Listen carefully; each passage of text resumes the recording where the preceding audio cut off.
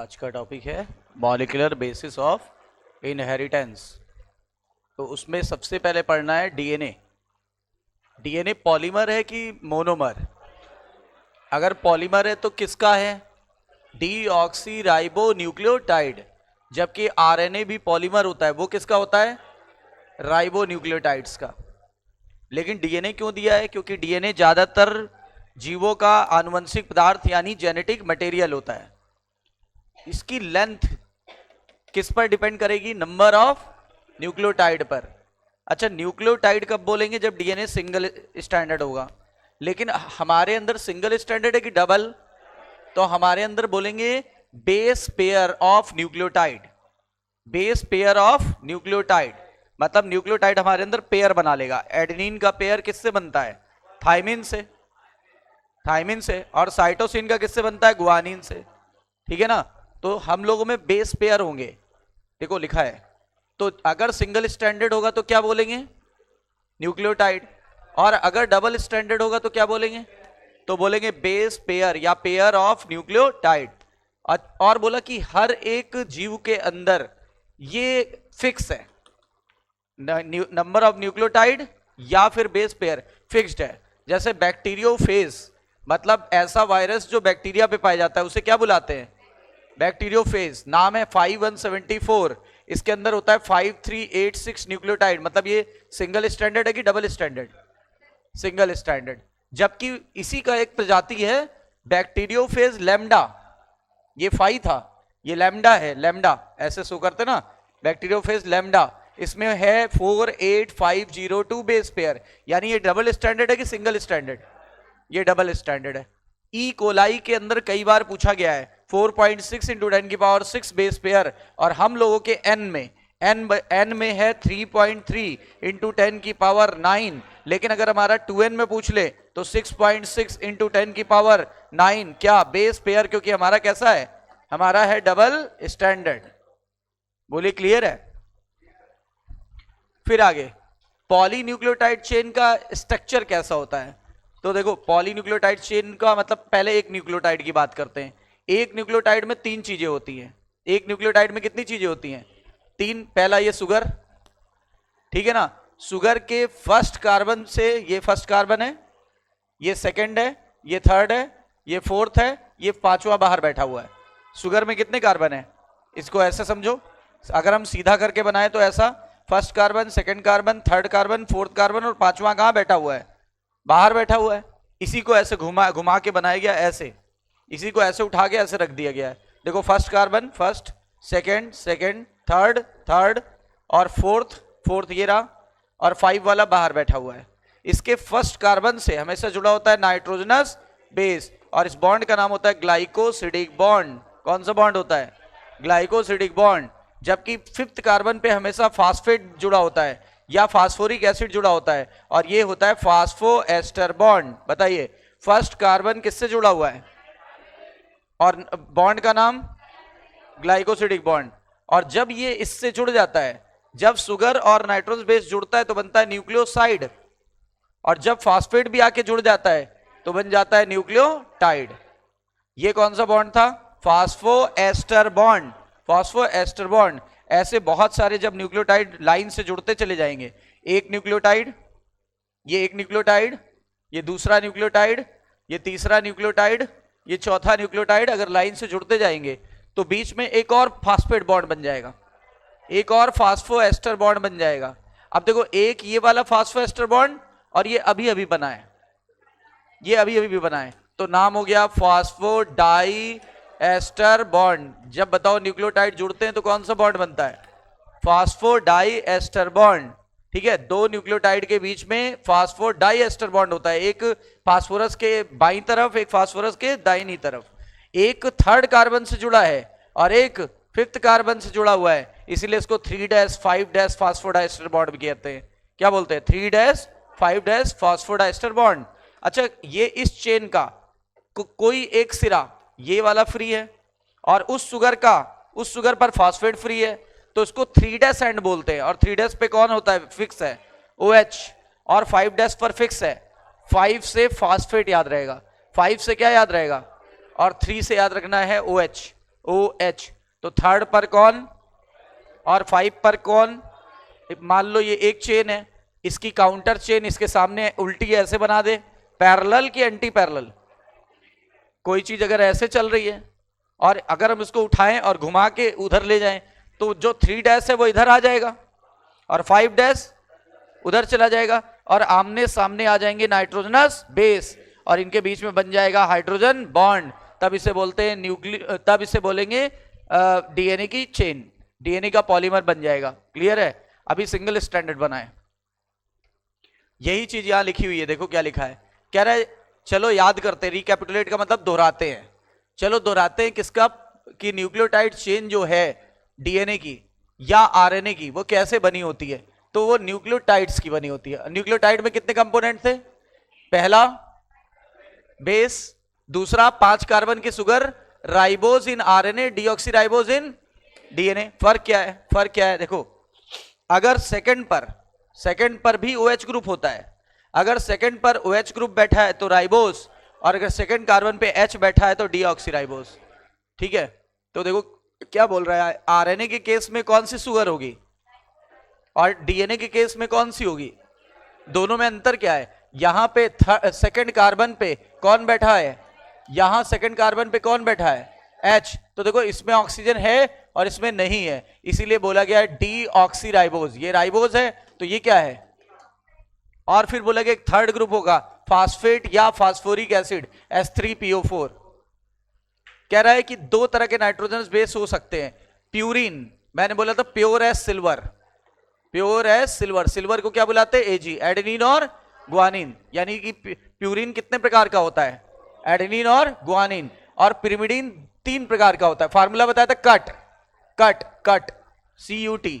और जिसका नाम छोटा है उसका साइज बड़ा, और जिसका नाम बड़ा है उसका साइज।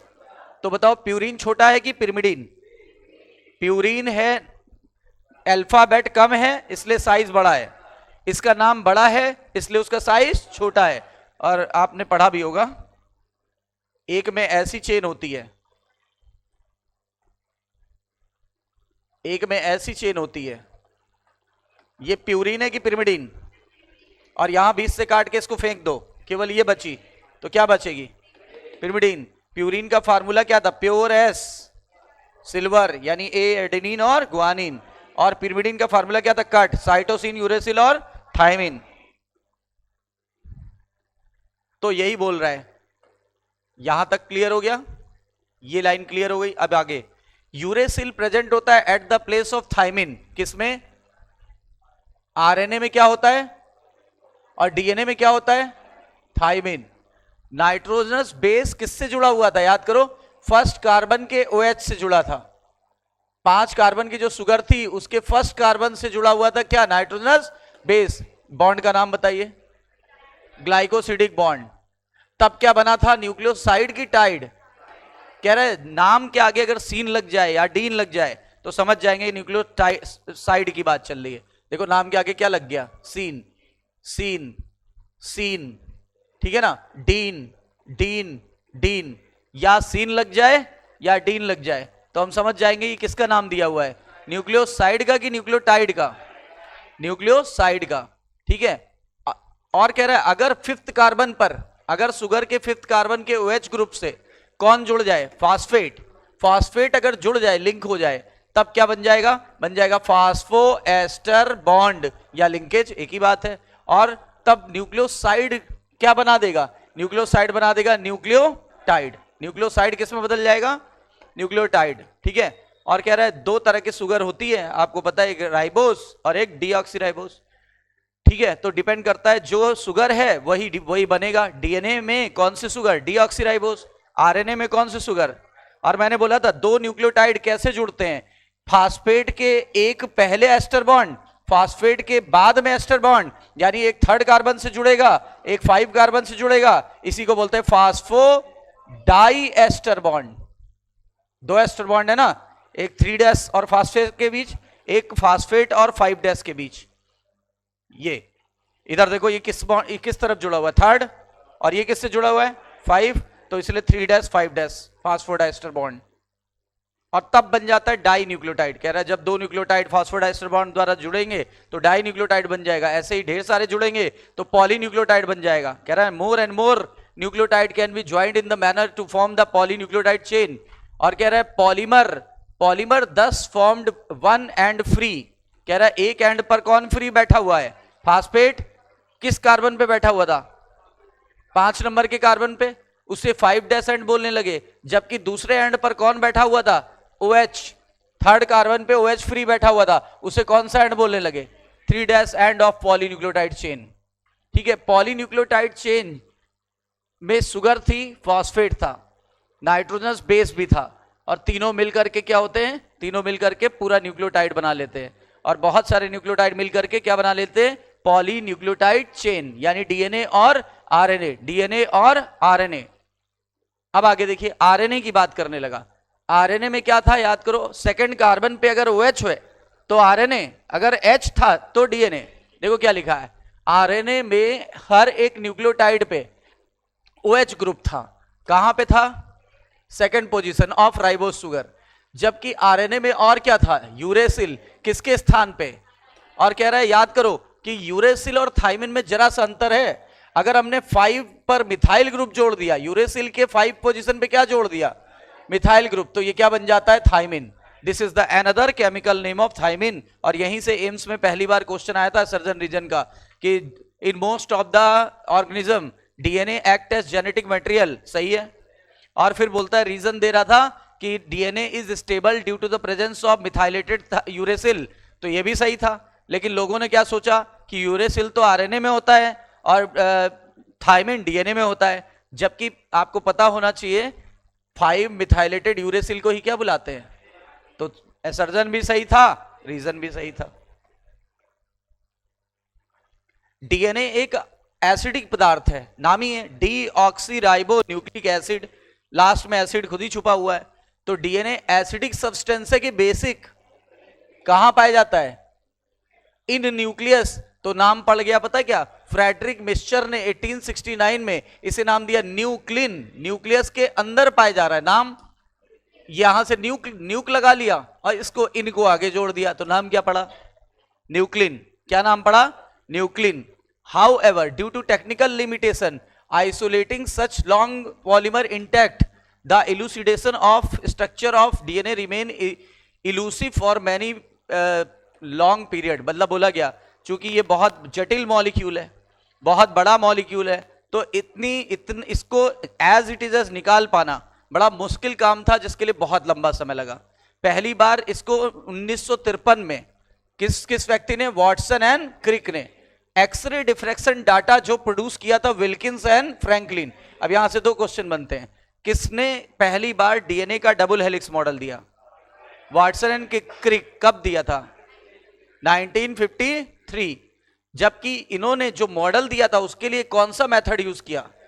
X ray diffraction data. लेकिन ये एक्सरे डिफ्रैक्शन डाटा इनका नहीं था, बल्कि किनका था? विल्किंस और फ्रैंकलिन। विल्किंस और फ्रैंकलिन, ठीक है ना। कह रहे हैं इन्होंने बहुत सिंपल स्ट्रक्चर दिया बट बहुत फेमस मॉडल दिया, नाम डबल हेलिक्स मॉडल। और बोल रहे हैं इस मॉडल की सबसे बड़ी पहचान क्या थी? हेलमॉक क्या था? हेलमॉक था the base pairing between 2 polynucleotide chain. दोनों पॉलीन्यूक्लियोटाइड चेन के बीच में पेयरिंग होना। और ये पेयरिंग होने का जो कॉन्सेप्ट दिया था ये एरविन चरगाफ ने दिया। इसी को चरगाफ का नियम कहते हैं। ये कहता है एडेनिन की संख्या थाइमिन के बराबर, गुआनिन की संख्या साइटोसिन के बराबर, या प्यूरिन की संख्या पिरिमिडीन के बराबर। और ये कहते हैं हमारा नियम केवल डबल स्टैंडर्ड डीएनए के लिए वैलिड है, आरएनए के लिए वैलिड नहीं है, सिंगल स्टैंडर्ड डीएनए के लिए वैलिड नहीं है, केवल डबल स्टैंडर्ड डीएनए के लिए वैलिड है। ये कहते हैं एडेनिन की संख्या किसके बराबर? गुआनिन की संख्या किसके बराबर? प्यूरिन की संख्या किसके बराबर? और कह रहा है बेस रेशियो का मतलब A+T/G+C ये होना चाहिए 1 या कांस्टेंट, 1 या कांस्टेंट। लिखा ना, बेस रेशियो का मतलब हो गया A+T और G+C equals to constant and equals to 1, ठीक है ना, इक्वल्स टू 1। कहता है कांस्टेंट हो सकता है और उसकी वैल्यू 1 हो सकती है। बेस पेयरिंग सबसे बड़ी प्रॉपर्टी है और इसी बेस पेयरिंग की वजह से डीएनए से डीएनए बनता है, डीएनए से आरएनए बनता है और आरएनए के बाद प्रोटीन बनता है। अगर बेस पेयरिंग नहीं होती तो ना डीएनए से डीएनए बनता ना डीएनए से आरएनए बनता, ना आरएनए से प्रोटीन बनता, क्योंकि बेस पेयरिंग इज द हेलमॉक। हेलमॉक का मतलब उसका सबसे बड़ा प्रतीक था, सबसे बड़ा इसकी वो थी रिमार्केबल पॉइंट। फिर इन्होंने क्या बोला, और एक चीज होती कॉम्प्लीमेंट्रिटी। अगर कॉम्प्लीमेंट्रिटी नहीं होती तो आपको मैं एक डीएनए का सीक्वेंस बताता तो आप दूसरे डीएनए का सीक्वेंस नहीं प्राप्त कर पाते। देखो लिखा है, अगर आपको एक स्ट्रैंड का नोन है तो sequence of another strand can be predict. For example ये 3 डैश है, ये 5 डैश है, यहां एडनिन, यहां साइटोसिन, यहां गुआनिन, यहां थाइमिन। अब बताओ अगले का क्या होगा, इधर 5 डैश, इधर 3 डैश, ए के सामने टी, ये जी, ये सी, ये सी, ये ए। तो पता हो गया ना, एक का नोन है तो दूसरे का अननोन वाले का पता कर सकते हैं।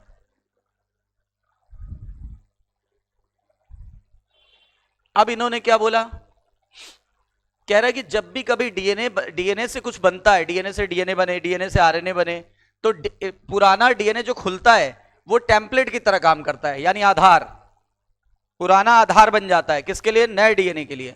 पुराना डीएनए आधार बन जाता है किसके लिए, नए डीएनए के लिए। और आधार को हमेशा क्या बोलते हैं, टेम्पलेट।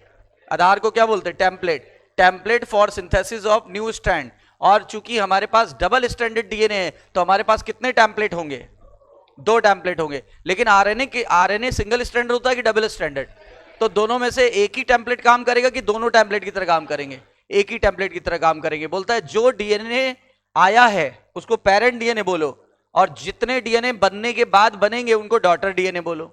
तो बताओ एक पेरेंट डीएनए से कितने डॉटर डीएनए बनते हैं, एक पेरेंट डीएनए से कितने डॉटर डीएनए बनते हैं, याद करो किस फेज में बनते हैं,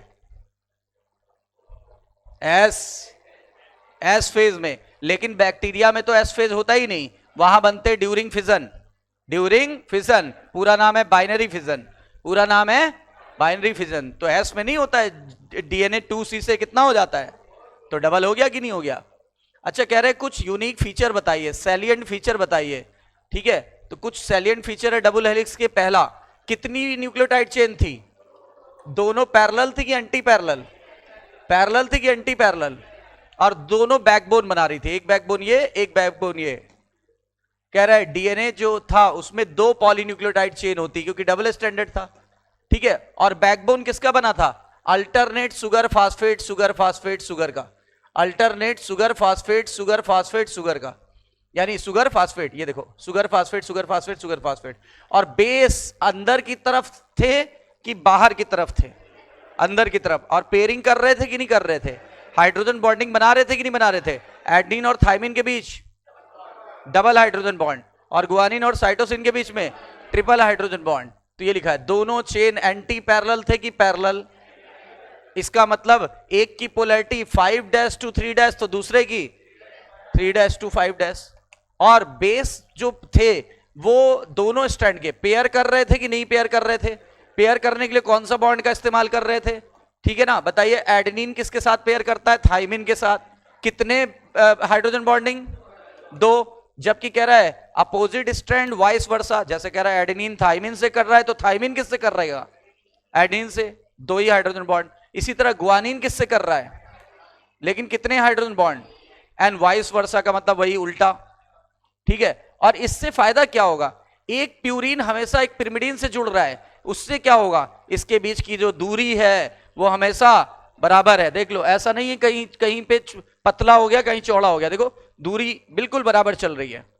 इसका कारण है एक प्यूरिन एक पिरिमिडीन से जुड़ेगा, ये बड़ा वाला क्या है प्यूरिन, छोटा वाला क्या है, एक प्यूरिन हमेशा एक पिरिमिडीन से जुड़ेगा, 2 पिरिमिडीन नहीं जुड़ सकते। देखो कहीं ये 2 बड़े वाले जुड़े हैं, 2 छोटे वाले कहीं जुड़े हुए हैं। अगर 2 बड़े वाले जुड़ जाते तो चौड़ाई बढ़ जाती, 2 छोटे वाले जुड़ जाते चौड़ाई घट जाती। तो यूनिफॉर्म डिस्टेंस मेंटेन होती कि नहीं होती, नहीं होती। इसलिए इसका 20 एंगस्ट्रॉन्ग इसका डायमीटर मेंटेन रहता है लगातार, 20 एंगस्ट्रॉन्ग डायमीटर मेंटेन रहता है। और यह हाइड्रोजन बॉन्डिंग दिखाया गया है, कितने एंगस्ट्रॉन्ग इसका डायमीटर रहता है, 20 एंगस्ट्रॉन्ग, या 2 नैनोमीटर भी बोल सकते थे, 2 नैनोमीटर। ये देखो लिखा है यूनिफॉर्म डिस्टेंस इसीलिए मेंटेन होती है क्योंकि हमेशा एक प्यूरिन एक पिरिमिडीन से अपोजिट दिशा में जुड़ता है, और इससे क्या होती है यूनिफॉर्म डिस्टेंस दोनों के बीच मेंटेन होती है। कितनी दूरी मेंटेन रहती है, 20 nm, 20 nm का मतलब हो गया 20 नैनोमीटर, या उसी को 20 एंगस्ट्रॉन्ग भी बोल सकते हैं। अच्छा, दोनों चेन हेलिकल थे कि नॉर्मल? घूमती हुई सीढ़ी नुमा होते हैं ना, घूमती हुई सीढ़ी नुमा, यानी अपने एक्सेस पे घूम रहे होंगे। अब घूमने के दो तरीके हैं, या तो लेफ्ट या तो राइट हैंडेड। तो लेफ्ट हैंडेड कि राइट हैंडेड? घड़ी भी तो चली रही राउंड राउंड, पर किधर चलती है, राइट क्लॉकवाइज की एंटी क्लॉकवाइज? हाँ, तो फिर दो तरीके हैं घूमने के। इसके तरीके क्या है, राइट हैंडेड फैशन में कि लेफ्ट हैंडेड फैशन में? और पिच किसे बोलते हैं? जहां पर 360 डिग्री कंप्लीट हो जाए। जैसे मान लो ये है, अब यहां से हमने 0 डिग्री एंगल हमने गिनना चालू किया, यहां आ गए मान लो 180 हो गया, यहां आ गए मान लो 270 हो गया, यहां आ गए तो यहां 360 कवर हो गया। तो 360 के बीच में जो भी दूरी यहां से यहां तक की है उसे बोलेंगे एक पिच। क्या बोलते हैं? एक पिच। और एक पिच की जो डिस्टेंस निकाली गई है वो निकाली गई 0.34 नैनोमीटर या 34 एंगस्ट्रॉन्ग। और यहां पर जो बेस पेयर गिने गए, जब हमारे डीएनए में बेस पेयर गिने गए, हमारा डीएनए बी डीएनए है, डीएनए को अल्फाबेट से नाम देते हैं, A DNA, B DNA, C DNA, D DNA. More than 1 dozen DNA होते हैं, मोर देन 1 डजन डीएनए होते हैं, और इनको अल्फाबेट से नाम देते हैं। किससे? अल्फाबेट से। हमारा कौन से अल्फाबेट पे आता है? हमारा डीएनए इंसानों का कौन से किस अल्फाबेट से चालू होता है? B DNA. और हमारे एक पिच में कितने बेस पेयर हैं? 10। तो किन्हीं दो बेस पेयर के बीच की दूरी निकालने के लिए क्या करेंगे भाई? टोटल पिच की दूरी बताओ। और अगर हमें किन्हीं दो के बीच निकालनी, 10 से भाग दे दो, आंसर क्या आ जाएगा? 0.34 नैनोमीटर। ये देखो लिखा है, एक पिच की दूरी आ रही 3.4, ठीक है, और 10 बेस पेयर हैं उस पिच में, 10 बेस पेयर हैं। ये देखो, जैसे मान लो यहां से यहां तक हम गिने तो 10 होंगे, 1 2 3 4 5 6 7 8 9 10। तो यहां तक एक पिच कंप्लीट हो गई, तो 10 बेस पेयर होंगे ऐसे। और इसीलिए कह रहा है दो बेस पेयर के बीच की दूरी निकालनी है, बटे 10 कर दो, कितना आ गया? 0.34 नैनोमीटर। और plane of base pair stack over, मतलब एक बेस दूसरे बेस पर टिका है, दूसरा बेस तीसरे बेस पर टिका हुआ है। ऐसे जो बेस है ना वो एक दूसरे से जुड़े हुए हैं, और उनको एडिशनल स्टेबिलिटी कौन दे रहा है? Hydrogen bond. और हाइड्रोजन बॉन्ड की वजह से हेलिक्स और स्टेबल हो गया, और स्टेबल हो गया। कह रहा है कंपेयर करो प्यूरिन और पिरिमिडीन को। तो हमने कंपेयर तो कर ही लिया, प्यूरिन 2 प्रकार के, पिरिमिडीन 3 प्रकार के, प्यूरिन बड़ा, पिरिमिडीन छोटा, प्यूरिन में डबल चेन, पिरिमिडीन में सिंगल चेन, ठीक है। और कह रहा है डिस्टेंस कैसे निकालोगे दो पॉलीन्यूक्लियोटाइड चेन की? DNA remain almost constant. तो डिस्टेंस निकालने के लिए, डीएनए की डिस्टेंस निकालने के लिए दो बेस पेयर की दूरी को टोटल बेस पेयर से गुणा कर दीजिए। अब बताइए हमारे पास कितनी दूरी थी? हमारे दो बेस पेयर की दूरी कितनी थी? नैनोमीटर। पहले तो उसको मीटर में बदल लो, 0.34 इंटू 10 की पावर -9। इसका गुणा कर दो जितने हमारे पास बेस पेयर थे, टोटल बेस पेयर, ठीक है ना। तो टोटल बेस पेयर थे 3.3 इंटू 10 की पावर 9। ये वैल्यू माइनस में है, ये प्लस में गई। और इसको चूंकि हम लोग डिप्लाइड है, इसलिए हम लोग में n निकालेंगे कि 2n से निकालेंगे। तो इसको रफली 7 मान लो, इसको रफली 3 मान लो। तो 7 3 जा 21, एग्जैक्ट निकालोगे तो आपके कैलकुलेटर से आएगा 2.24 मीटर। यानी हमारे 46 क्रोमोसोम में जितना डीएनए है उसकी दूरी करीब लगभग 2.25 मीटर है। 2.24 मीटर, 2.24 मीटर। और कह रहा है कि जब हम लोगों ने, एक साइंटिस्ट आए और उनका नाम था क्रिक, वही वाटसन और क्रिक वाले। वाटसन की तो डेथ हो गई थी, क्रिक जिंदा थे। क्रिक ने और भी बहुत सारे काम किए। क्रिक ने एक कॉन्सेप्ट दिया। क्रिक ने कौन सा कॉन्सेप्ट दिया? Central dogma of biology, molecular biology. ये क्या कहता है? ये कहता है इंफॉर्मेशन, जो सूचना जाती है वो इस क्रम में जाती है। डीएनए से क्या बनता है? आरएनए से क्या बनता है? और प्रोटीन ही अपने आप को एक्सप्रेस करता है। ये हमने अभी कुछ देर पहले भी बताया था आपको। तो डीएनए से क्या बनता है? आरएनए से क्या बनता है? प्रोटीन यूनिडायरेक्शनल फैशन में जा रही है, बाई डायरेक्शनल। लेकिन हमने मॉडर्न साइंस में देखा है कि कुछ जीवों में, सब में नहीं, कुछ जीवों में बाई डायरेक्शनल भी जा सकती है, कुछ जीवों में बाई डायरेक्शनल भी जा सकती है। देखो डीएनए से डीएनए बनने को क्या बोलते हैं, डीएनए से आरएनए बनने को क्या बोलते हैं, आरएनए से प्रोटीन बनने को क्या बोलते हैं, और प्रोटीन बनता कहां पे है, राइबोसोम। प्रोटीन की फैक्ट्री कौन है, राइबोसोम। लेकिन प्रोटीन बनाने का आदेश किसने दिया, उसको रिप्रेजेंट किसने किया, लेकिन प्रोटीन बनाया किसने, राइबोसोम ने। अच्छा, कह रहा है कुछ जीवों में, जैसे कुछ वायरस, नाम है Rouse sarcoma virus, RAUS Rouse, और सार्कोमा, राउस सार्कोमा वायरस, नाम नहीं दिया। राउस सार्कोमा वायरस में डीएनए से आरएनए से डीएनए बन जाता है उल्टी दिशा में, यानी इंफॉर्मेशन रिवर्स डायरेक्शन में चली गई कि नहीं चली गई। इसका मतलब ये बाई डायरेक्शनल प्रोसेस को शो करता है कि यूनिडायरेक्शनल, बाई डायरेक्शनल। और इसके लिए एंजाइम चाहिए reverse transcriptase, reverse transcriptase.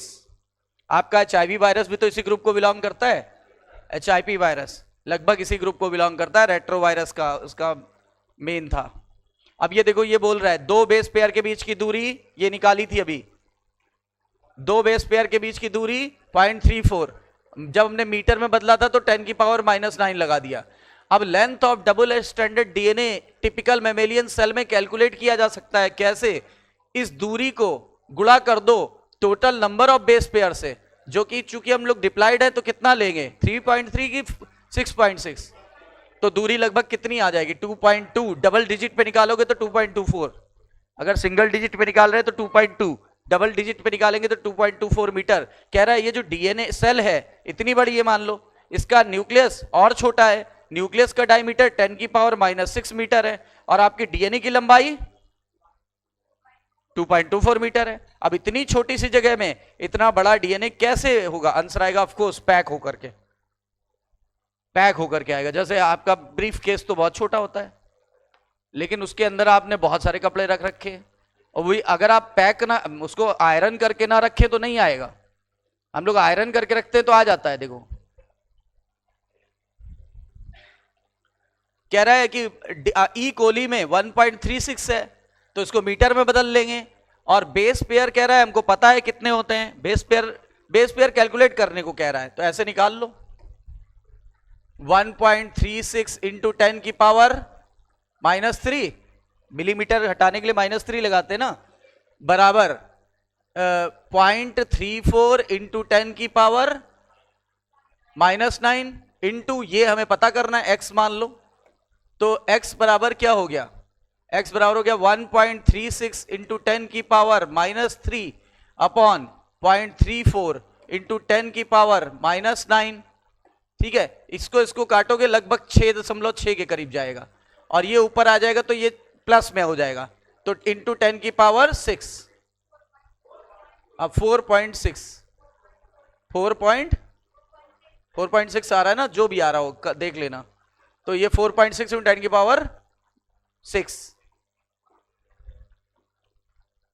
Prokaryotes के अंदर, ई प्रोकैरियोट्स में कौन आता है, सबसे पॉपुलर बैक्टीरिया का नाम है एस्क्रिचिया कोली, ई कोली, जो कि कॉमन होस्ट भी था, याद करो बायोटेक के लिए। ई कोली, एस्क्रिचिया कोली, इनके अंदर वेल डिफाइंड न्यूक्लियस नहीं होता। इसका क्या मतलब है, मतलब no nuclear membrane, nuclear membrane होता ही नहीं है इनके अंदर। कौन सी मेम्ब्रेन नहीं होती, डीएनए। क्या डीएनए फिर भी स्कैटर्ड रहता है सेल में, नहीं, कह रहा है भले ही न्यूक्लियर मेम्ब्रेन नहीं है पर डीएनए यहां पे रहता है, यहां सेंट्रलाइज रहता है, ऐसा नहीं बिखर गया।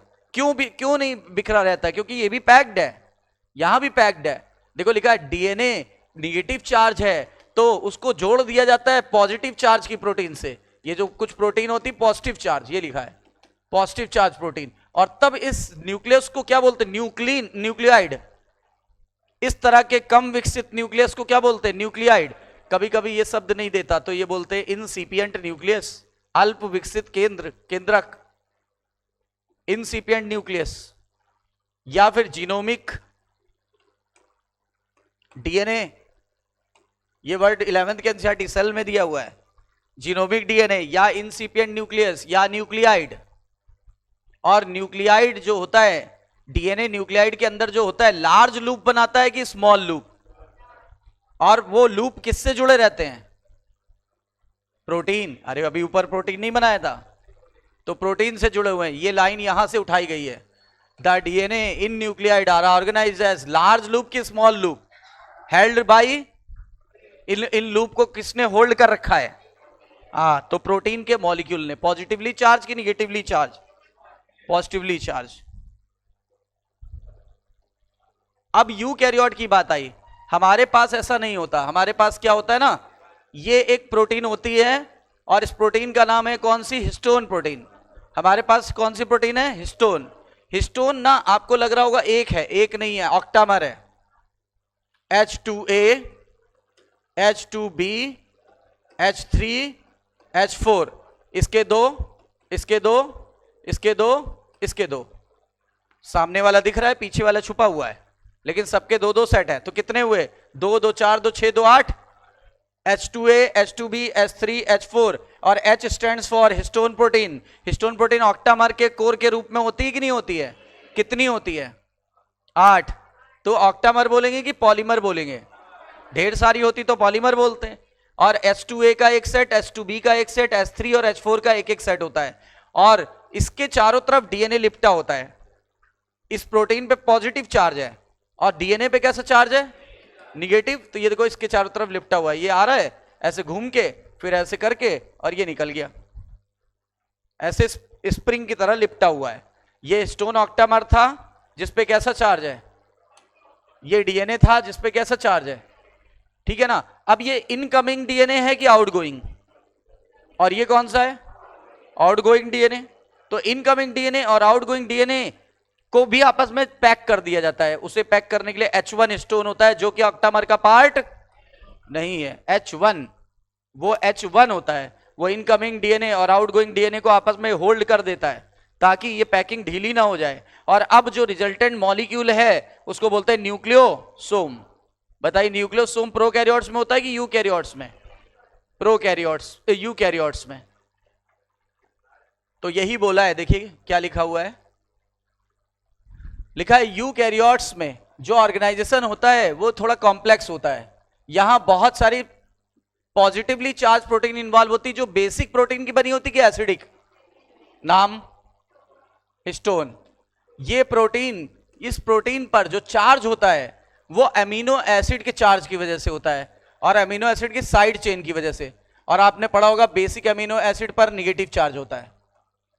बेसिक अमीनो एसिड पर निगेटिव चार्ज होता है, सॉरी पॉजिटिव चार्ज होता है। क्यों? NH3+। अरे ये है अमीनो एसिड, ये COH, ये R, ये H, ये NH2। अब बेसिक ने, बेसिक ये है कि ये बेसिक है? ये बेसिक है। यहां एक हाइड्रोजन आके जुड़ जाता है तो चार्ज कैसा आया? पॉजिटिव। और अगर ये एसिडिक होता तो ये H निकल जाता, यहां माइनस चार्ज आ जाता। तो बेसिक वालों पे कैसा चार्ज आ रहा है? और साइड चेन पे था कि सेंटर पे था? साइड चेन पे था। और हिस्टोन बेसिक अमीनो एसिड का बना है कि एसिडिक? और देखो उस पे चार्ज था पॉजिटिव, कहां? साइड चेन पे था। हिस्टोन जो होता है वो, उसमें कितनी यूनिट होती है? 8। तो नाम क्या पड़ा? ऑक्टामर। और निगेटिवली चार्ज डीएनए लिपटा होता है किसके चारों तरफ? पॉजिटिवली चार्ज हिस्टोन ऑक्टामर के चारों तरफ। और तब जो रिजल्टेंट बॉडी बनती है उसका नाम है न्यूक्लियोसोम। न्यूक्लियस के अंदर पाई जाने वाली बॉडी का नाम है न्यूक्लियोसोम। और एक टिपिकल न्यूक्लियोसोम में करीब 200 बेस पेयर जितना लंबा डीएनए लिपटा होता है। कितने? 200 बेस पेयर वाला क्वेश्चन आया हुआ है यहां से, ये नीचे पूछ रहा है, अभी ये निकालेंगे। अभी न्यूक्लियोसोम जो होता है वो बार बार रिपीट करता है। जैसे ये है, अब ये आया, फिर ये है, फिर ये आया, फिर ये आया, फिर ऐसे रिपीट करता रहता है। एक न्यूक्लियोसोम 2 3 4, तो मोतियों की माला बन जाती है। ठीक है ना। Repeating unit of structure in nucleus is called as chromatin. बोल रहे उन्हीं लूज धागों को हम क्रोमैटिन बुलाते हैं। ये जो ये मोतियों की माला बनती जा रही है वो लूज है कि टाइट है? और इंटरफेस के न्यूक्लियस में जब देखेंगे तो हमें इन्हीं लूज धागे का नाम हम क्या बुलाते थे? और यही जब प्रोफेज, मेटाफेज, एनाफेज, टीलोफेज में जाते थे तो ये लूज कंडेंस हो जाता है और कंडेंस होके क्या बनाता है? क्रोमोसोम। इसीलिए बोला गया कलरफुल बॉडी। कलरफुल बॉडी का नाम क्रोमोसोम। लूज फॉर्म पूछा जाए तो क्रोमैटिन, टाइट फॉर्म पूछा जाए तो क्रोमोसोम। क्रोमैटिन ही क्रोमोसोम है। और कह रहा है ये क्रोमैटिन में न्यूक्लियोसोम कैसे दिखाई पड़ेंगे। ये लाइन कम से कम 5-6 बार रिपीट हुई है कि न्यूक्लियोसोम क्रोमैटिन में कैसे दिखाई पड़ेंगे, मोतियों की माला के समान, यानी बीड्स ऑन स्ट्रिंग। और किससे दिखाई देंगे, नॉर्मल माइक्रोस्कोप से तो दिखाई नहीं देंगे, किससे दिखाई देंगे, ईएम से। ईएम यानी इलेक्ट्रॉन माइक्रोस्कोप। और ये क्वेश्चन आप करोगे, बताओ कैसे निकलेगा। कितने न्यूक्लियोसोम है हमारे पास, मैमेलियन सेल में कितने न्यूक्लियोसोम है। हमारी सेल 2n 6.6 इंटू 10 की पावर 9 और अपॉन 200 से एक न्यूक्लियोसोम बनता है। तो इसको एक काम करो, इसको 10 की पावर 2 लिख सकते हैं। और जब ऊपर ले जाएंगे तो माइनस में चला जाएगा, माइनस में गया तो ये 7 रह जाएगा। समझ में आई बात। और ये 2 बचेगा, 3.3 इंटू 10 की पावर 7। इतने न्यूक्लियोसोम पाए जाएंगे हमारे पास, 3.3 इंटू 10 की पावर 7। इसका आंसर ये आ गया, न्यूक्लियोसोम। देखो दोबारा ये लाइन आई है, बीड्स ऑन स्ट्रिंग कहां दिखाई पड़ेगा, क्रोमैटिन में। और pack to form chromatin fibre, बोलते हैं जब पूरा पैक हो जाएगा तो उसको क्या बोलते हैं, उस धागे को बुलाएंगे क्रोमैटिन फाइबर, जो फर्दर क्वाइल्ड हो जाएगा और कंडेंस हो जाएगा। कंडेंस होकर के मेटाफेज में दिखने लगेगा। और मेटाफेज में हमें किस रूप में दिखेगा, क्रोमोसोम। और कब दिखेगा, सेल डिवीजन के समय। और packed of chromatin at higher level, कह रहा है ये जो क्रोमैटिन है ना, अगर और हायर लेवल पे पैकिंग की बात करेंगे तो इसके लिए एडिशनल सेट ऑफ प्रोटीन चाहिए। ये एडिशनल प्रोटीन जो होती है वो एनएचसी कहलाती है, नॉन हिस्टोन क्रोमोसोमल प्रोटीन। मतलब जिनमें हिस्टोन नहीं होता, ये हिस्टोन नहीं होती, अदर देन हिस्टोन होती है। नाम क्या है एनएचसी का, पूरा नाम कई बार पूछा गया है, नॉन हिस्टोन क्रोमोसोमल प्रोटीन। बताओ एनएचसी का पूरा नाम, क्रोमोसोमल प्रोटीन। कह रहा किसी टिपिकल न्यूक्लियस में क्रोमैटिन 2 प्रकार के दिखाई पड़ते हैं। देखो मान लो ये सेल है, ये न्यूक्लियस है। अब इसमें 2 तरह के क्रोमैटिन है, एक लूज वाले और एक काफी टाइट। बताओ 2 तरह के दिख रहे ही नहीं, ये लूज है ये टाइट है, ये लूज है ये टाइट है। लूज वाला लाइट कलर दिखेगा कि डार्क, लूज वाला लाइट होगा कि डार्क होगा, उसे यू क्रोमैटिन कहते हैं। देखो लिखा है यू, लूज पैक वाले को वो बोलते हैं यू क्रोमैटिन। जबकि जो डार्क डेंसली पैक्ड होता है वो डार्क दिखाई पड़ेगा, और डार्क वाले को क्या बुलाएंगे, हेट्रोक्रोमैटिन। ये डीएनए से आरएनए बनाएगा और उससे प्रोटीन बनाएगा। ये डीएनए से आरएनए तो बना लेता है पर उससे प्रोटीन नहीं बनाता। तो कौन सा इनएक्टिव है, ये देखो ये लिखा है ट्रांसक्रिप्शनली एक्टिव है, मतलब ये ट्रांसक्रिप्शन करके एमआरएनए बनाएगा और उससे प्रोटीन बनेगी। और ये ट्रांसक्रिप्शनली इनएक्टिव है, मतलब ये एमआरएनए तो बनाता है पर उससे प्रोटीन नहीं बनती है। समझ में आई बात। अब जेनेटिक मटेरियल, फ्रेडरिक मिस्चर ने जेनेटिक मटेरियल 1869 में टर्म दिया था। बताओ डीएनए को कौन से सन में इन्होंने देख लिया था, 1869 में। लेकिन तब से लेकर के सन 1926 आ गया। देखो उसी समय मेंडल ने भी काम किया था, मिस्चर ने 1869 में, इनका काम कंप्लीट हो गया था 1865 में। देखो लिखा ना दोनों लगभग कब हुआ था, सेम टाइम। देखो लमसम देखो सेम टाइम पे।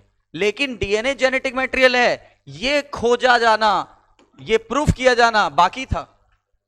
1926 में इच्छा जाहिर हुई कि चलो हम डीएनए या आनुवंशिक पदार्थ किसका बना है ये पता करते हैं, यानी मॉलिक्यूलर लेवल पर जाने की इच्छा आई मन में विचार आया कि चलो देखते हैं ऐसा कौन सा मॉलिक्यूल है जो आनुवंशिक पदार्थ जिसका बना होता है।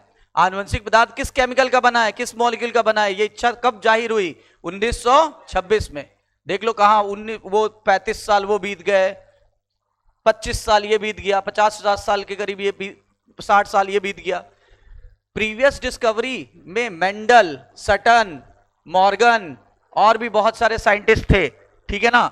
उन लोगों ने थोड़ा थोड़ा ये समझा कि क्रोमोसोम लोकेटेड होता है न्यूक्लियस में। हाँ यहां तक तो बात पता थी, क्रोमोसोमल थ्योरी ऑफ इनहेरिटेंस 1902 में दी गई थी, याद आया। लेकिन इनको ये नहीं पता था कि जेनेटिक मटेरियल किस मॉलिक्यूल का बना है, ये आंसर उनको नहीं पता था। इसीलिए अब कुछ एक्सपेरिमेंट किए गए, 3 तरह के एक्सपेरिमेंट किए गए। पहला experiment transforming principle experiment. Transforming principle experiment 2 साल बाद किया गया, 1926 से 1928। किसने किया? ग्रिफिथ ने। किसने किया? ग्रिफिथ ने। किस पर किया? किस पर किया? तो इन्होंने चूहों पर किया था। और चूहों पर किस चीज का इस्तेमाल किया? एक बैक्टीरिया जिससे निमोनिया हो जाता है। तो देखो लिखा है series of experiment on Streptococcus pneumoniae. Streptococcus pneumoniae ये ऐसा बैक्टीरिया जो क्या कॉज करता है? निमोनिया। और उन्होंने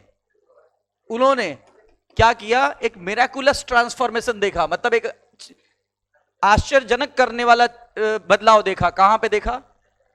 बैक्टीरिया में। क्या बदलाव अचानक हो गया? अरे आर बदल गया था किसमें? आर बदल गया था किसमें? एस में। तो उन्होंने जो लिविंग ऑर्गेनिज्म था बैक्टीरिया, देखा था कि उसके फिजिकल फॉर्म में चेंज आ गया था। बताओ आर के फिजिकल फॉर्म में चेंज आया तो आर किसमें बदल गया था? यानी रफ कॉलोनी किसमें बदल गई थी? स्मूथ कॉलोनी में।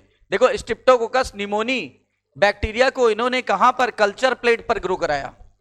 Culture plate. और उसमें 2 तरह की कॉलोनी दिखी, एक स्मूथ और साइनी नाम एस, और दूसरी रफ कॉलोनी आर।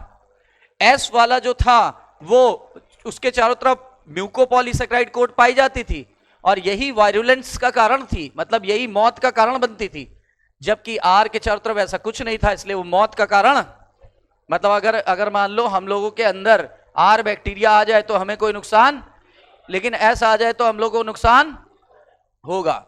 माइस देखो लिखा है एस वाला वायरुलेंट था, उसको इन्फेक्शन हो जाता था, लेकिन आर वाला ऐसा नहीं था क्योंकि उससे निमोनिया कॉज नहीं होता था। तो एस को जब इंजेक्ट किया गया माइस में, क्या माइस मरा?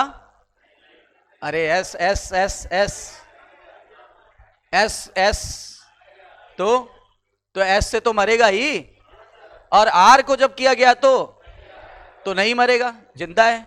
ठीक है। ग्रिफिथ ने क्या किया? अब बैक्टीरिया को किल किया हीट करने से। आप बताओ दूध गर्म करते हैं ताकि बैक्टीरिया मर जाए, तो इसी तरह इन्होंने इसको उबाल दिया, हीट देकर के उबाल दिया। अब इन्होंने क्या देखा? हीट से मर गए। कौन मरा? एस। ठीक है ना।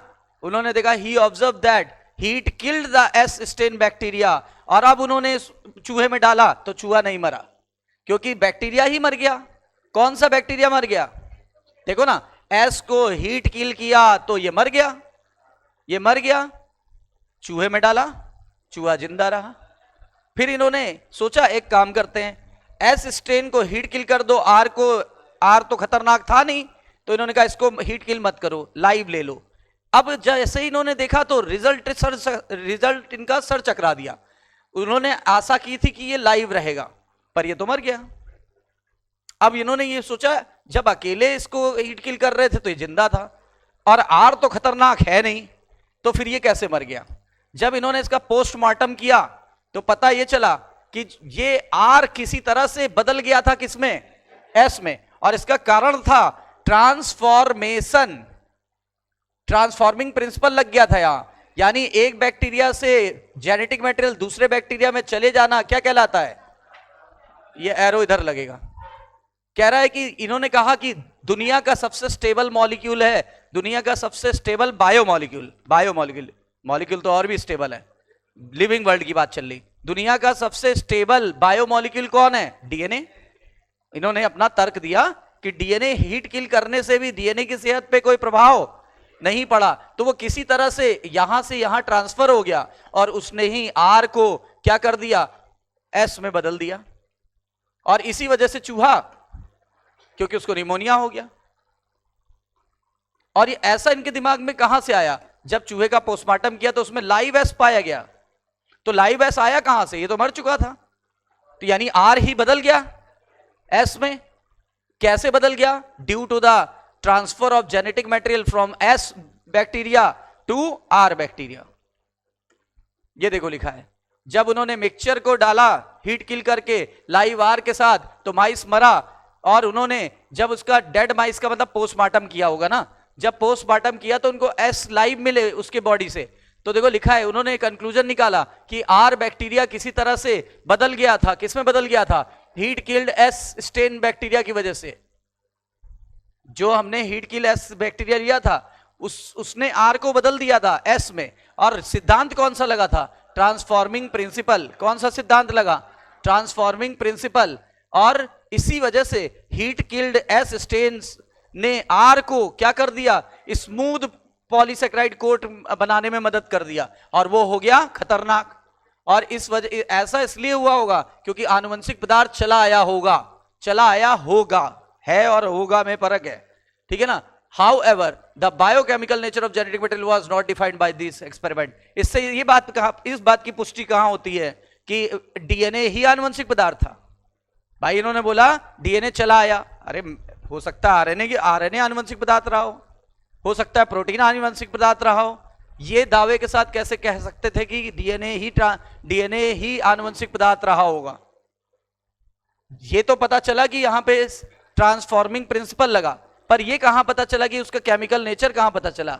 क्या बायोकेमिकल नेचर डिस्क्राइब कर पाए थे? नहीं। अब देखो, बायोकेमिकल की लड़ाई थी 3 साइंटिस्ट के बीच, उन्होंने 11 साल अपने दिए, 1933 से लेकर 1944 तक 11 साल देखो लग गए उनको ये काम करने में। और उनका नाम था Avery MacLeod McCarty. Genetic material, इनके एक्सपेरिमेंट्स के पहले सोचा जाता था कि जेनेटिक मटेरियल क्या होना चाहिए? प्रोटीन। मतलब देखा ना, prior to the work of Avery MacLeod and McCarty in 11 सालों तक, तो उन्होंने बताया कि आनुवंशिक पदार्थ, इसके पहले इनको लगता था कि प्रोटीन है। इन्होंने क्या किया? इन्होंने बायोकेमिकल नेचर प्रूफ कर दिया। किसका? जो उन्होंने छोड़ा था। किन्होंने छोड़ा था? Transforming principle of Griffith.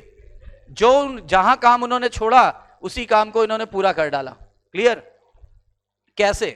इन्होंने चूहे से 3 केमिकल निकाले, इन्होंने चूहे से 3-4 केमिकल निकाले।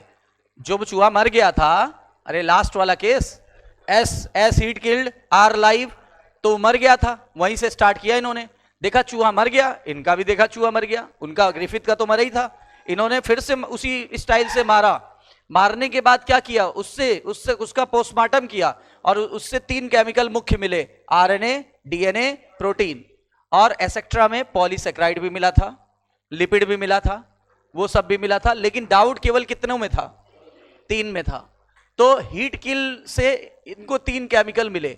अब उन्होंने चेक किया बारी बारी से कि ट्रांसफॉर्म कौन कर रहा है, आर को एस में कौन बदल रहा है तीनों में से। जो आर को एस में बदल रहा होगा वही जेनेटिक मटेरियल होगा। इन्होंने क्या किया? इन्होंने पाया कि डीएनए ही एस से निकल के कहां गया और उसे बदल दिया। ये कंक्लूजन निकाल रहे हैं, अभी एक्सपेरिमेंट नहीं किया, एक्सपेरिमेंट तो अब बाद में है। अब इन्होंने क्या किया? प्रोटीन, अब देखो इन्होंने क्या किया, प्रोटीन को पचा दिया। प्रोटीन पचाने के लिए प्रोटीएज एंजाइम का प्रयोग किया। जब प्रोटीन पचा दिया और फिर चूहे के अंदर डाला तो चूहा मरा। इससे पता चलता है कि प्रोटीन आनुवंशिक पदार्थ नहीं था। फिर इनको डाउट था आरएनए पर, आरएनए को इन्होंने पचा दिया आरएनए एज नाम के एंजाइम से, और फिर चूहे में डाला, फिर भी चूहा मरा, फिर भी चूहा। इसका मतलब ना तो प्रोटीन आनुवंशिक पदार्थ था ना आरएनए। जैसे ही डीएनए को पचाया, देखा कि चूहा बच गया। इससे पता चलता है कि डीएनए ही आनुवंशिक पदार्थ था और वही ट्रांसफॉर्मेशन के लिए जिम्मेदार था। देखो लिखा है, इन्होंने प्रोटीन डाइजेस्टिंग एंजाइम प्रोटीएज की मदद से पचा लिया, आरएनए को पचाने के लिए आरएनए एज किया, और देखा कि ट्रांसफॉर्मेशन इफेक्ट नहीं हो रहा है, मतलब चूहा मर रहा था।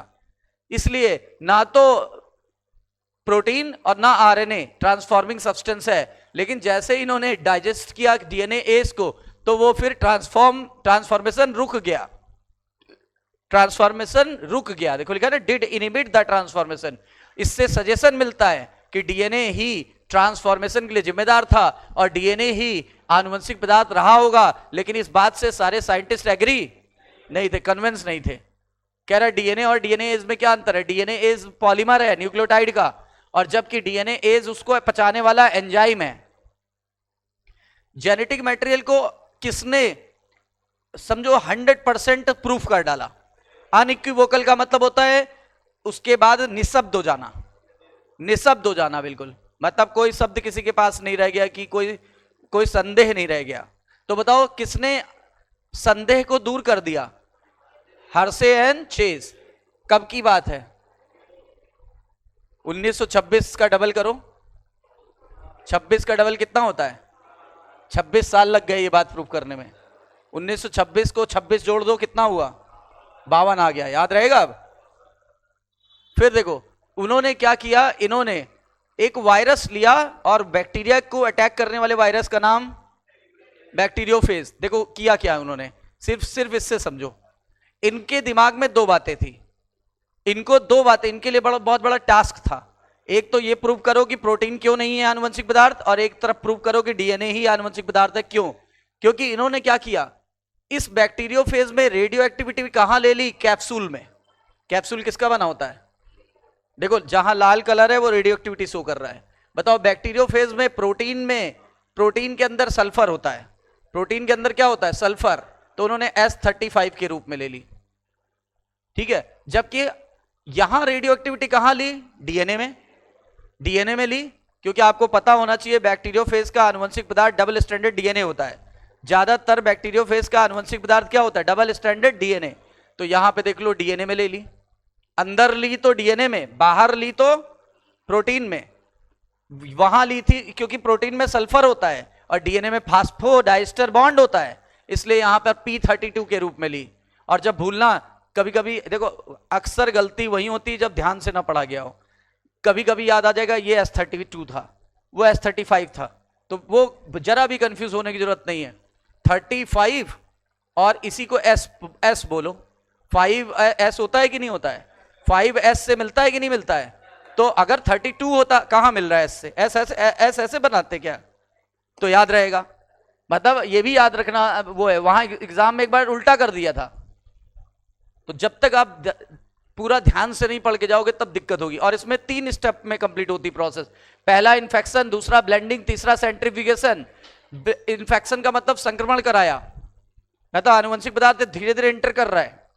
दूसरा ब्लेंडिंग का मतलब हो गया आनुवंशिक पदार्थ इंटर कर चुका है और इनको हमने क्या कर दिया? अलग कर दिया। इनके खोल को, इनके कवर को, इनके कैप्सिड को हमने अलग कर दिया बाय एजिटेशन। मैकेनिकल एजिटेशन का मतलब तेजी से घुमा के। तीसरा, अब और तेजी से घुमाते हैं, तेजी से घुमाने से क्या होगा?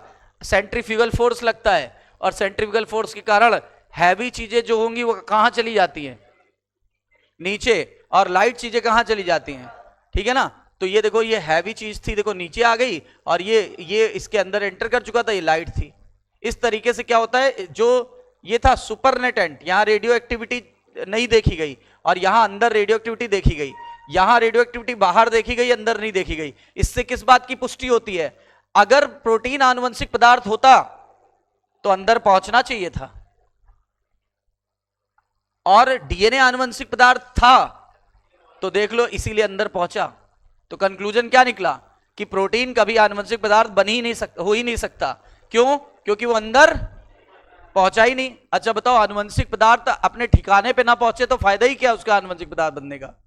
बताओ, अगर मेरे घर पे कोई व्यक्ति पहुंचा तो वो घर का मेंबर है, और नहीं पहुंचा तो मेरे घर का मेंबर नहीं है। यानी प्रोटीन क्या सेल के अंदर पहुंचा था तो क्या वो उस सेल का मेंबर था? क्या आनुवंशिक पदार्थ बना? लेकिन डीएनए अंदर पहुंचा और वो आनुवंशिक पदार्थ था, और तभी से अनइक्विवोकली प्रूफ हो गया। अच्छा, डीएनए और आरएनए में जीत किसकी हुई? दोनों ही आनुवंशिक पदार्थ है, दोनों ही आनुवंशिक पदार्थ है, पर ज्यादा बेहतर कौन है? आइए देखते हैं। कह रहा है कि आगे चलने से पहले हमें एक डिस्कशन करना पड़ेगा, डिबेट का मतलब तर्क वितर्क, और हमें यह जानना पड़ेगा कि प्रोटीन और डीएनए में से बेहतर कौन है। ठीक है, बोल रहे हैं यह भी प्रूफ हो चुका था, निसंदेह ये प्रूफ हो चुका था कि हर्शे चेस के एक्सपेरिमेंट में कि डीएनए ही आनुवंशिक पदार्थ है, लेकिन फिर भी डीएनए जेनेटिक मटेरियल की तरह काम करता है। और कह रहा है ये भी क्लियर हो चुका था कि आरएनए भी जेनेटिक मटेरियल की तरह काम करता था। किसमें? वायरसेस में। बताओ, आरएनए किसका जेनेटिक मटेरियल होता है? वायरसेस में। इसीलिए वायरस जल्दी म्यूटेट होते हैं कि धीरे धीरे? जैसे टीएमवी, टोबैको मोज़ेक वायरस, जैसे क्यूबी बैक्टीरियोफेज। देखो ये बैक्टीरियोफेज में ये इस वाले बैक्टीरियोफेज में सिंगल स्टैंडर्ड होता है, सिंगल स्टैंडर्ड, और आरएनए होता है।